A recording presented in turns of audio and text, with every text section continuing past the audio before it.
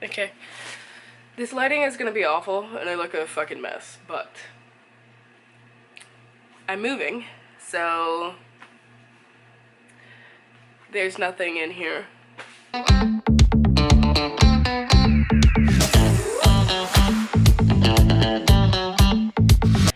Earlier this month, I filmed a video in my closet, and oh good lord, my hair's up in a claw clip, but it's whatever. It was a very important video for me to film and to post because it means a lot to me. It means a lot to me to be honest on the internet, and it means a lot to me to unapologetically post without any real intentions behind it other than to connect. And oh boy, that's what that was. I did a lot this year, especially this last half of the year. I went to New York, which was amazing. It was probably one of the greatest trips of my life, and it definitely reminds me that that is my city. That's where oh lord, that's where I feel most of myself. And it reminded me that if I want to do what I want to do and get where I want to be, I have to unapologetically be that person. I can't keep putting it off and like letting the shame from like the past get in the way. So this move is one that hopefully will force me to be myself unapologetically. This is essentially going to be my reflection of 2024 because from now until the end of the year I'm going to be really busy moving and setting up my new space and all that stuff. So last year on my Instagram I did kind of like my 2024 like do's and don'ts, or like I call it like my goodwill list and my shopping list. So the things that I'm getting rid of in 2024 and the things I'm going to stop doing, essentially like behaviors, habits, and things like that. And then the things I'm shopping for, the things that habits I'm trying to build, the things I'm trying to do more consistently.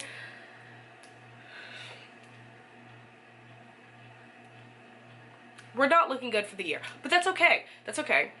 This is just our reflection. We're being honest with ourselves. We're being honest with ourselves. Because there are some things that were on there that I didn't, well, there are some things that I did that I didn't put on my list that are definitely like pat on the back for me. We're proud of her. She did that thing. Proud of you, girl. So my do's were, I wanted a wardrobe that reflected me, a black on black wardrobe. I love to wear the color black. I think it's super expressive. It's also super simple for my brain to process because I'm such a creative. Having to spend a lot of energy on how I dress is not something that I enjoy doing. Like, I love fashion, but pouring all my creative energy into how I dress every day is not something that I enjoy doing. I love doing my makeup fun, my clothes. I prefer just like wearing black. My channel, hey, not so much, and to do more art. I didn't do that either. My don'ts were not to take any non-major in-person classes, to not adjust my schedule for others. Oh, I did that quite a lot this year. A little to the point that it actually like I had a breakdown about it. So not for the best. Not for the best. Living by other people's expectations. I did that too. That was actually one of my major breaking points this year.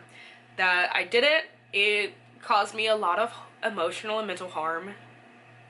And I had to take some big girl steps to put in place a way for me not to do that again. And I'm sticking to my guns. And then not giving in to shame. I did that quite often as well.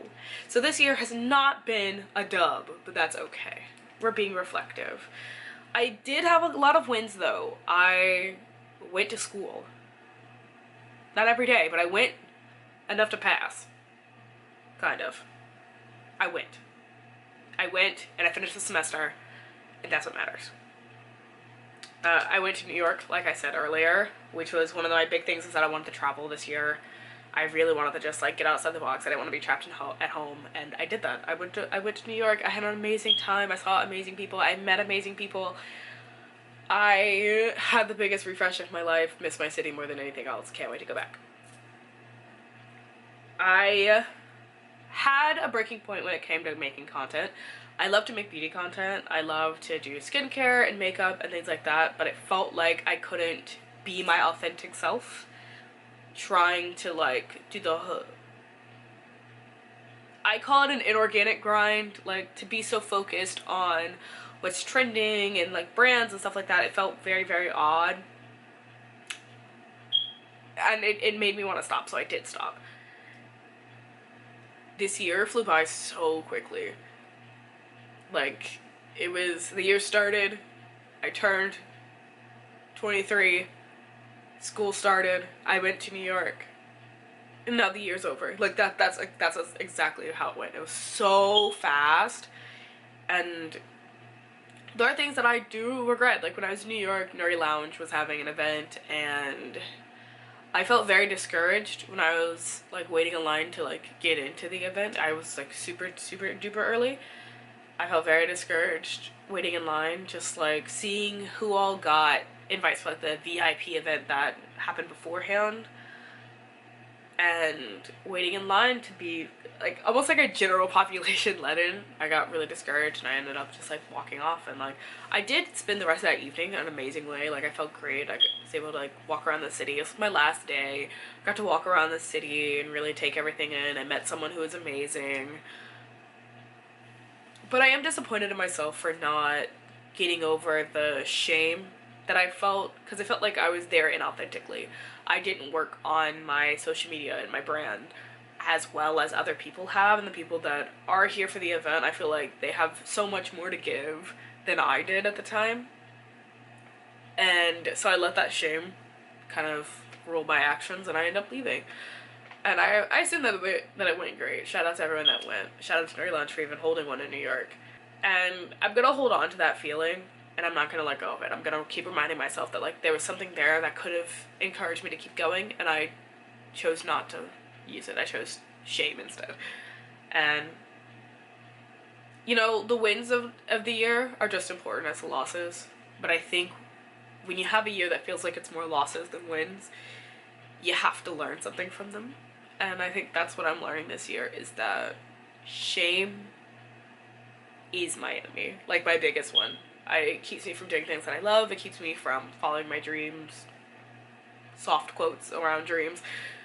It delays me from doing things that are important. This isn't the time to be making New Year declarations, but I think with how this past year has gone, my outlook for next year is relatively neutral.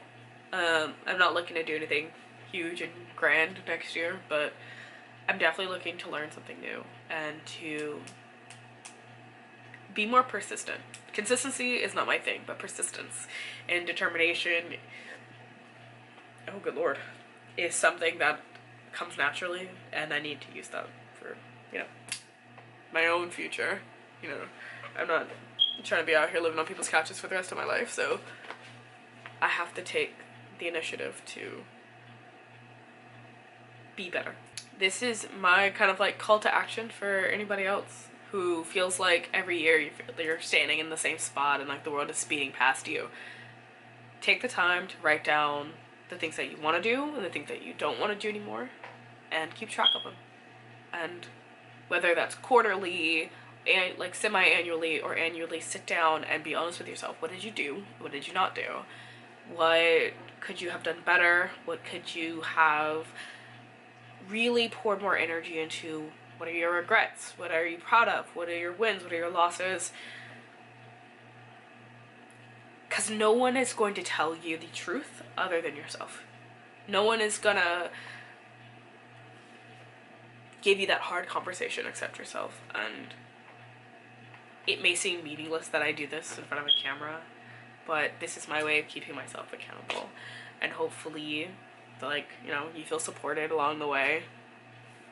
I'm a super introspective person, so like, this is my way of taking internal thoughts and voicing them to other people who might also have internal thoughts. So this is probably like a pretty quick video, and hopefully, well, not even hopefully, we will. I'm gonna make this decree. We will be seeing each other again soon, probably around the new year. That's all for now. I'll see you later.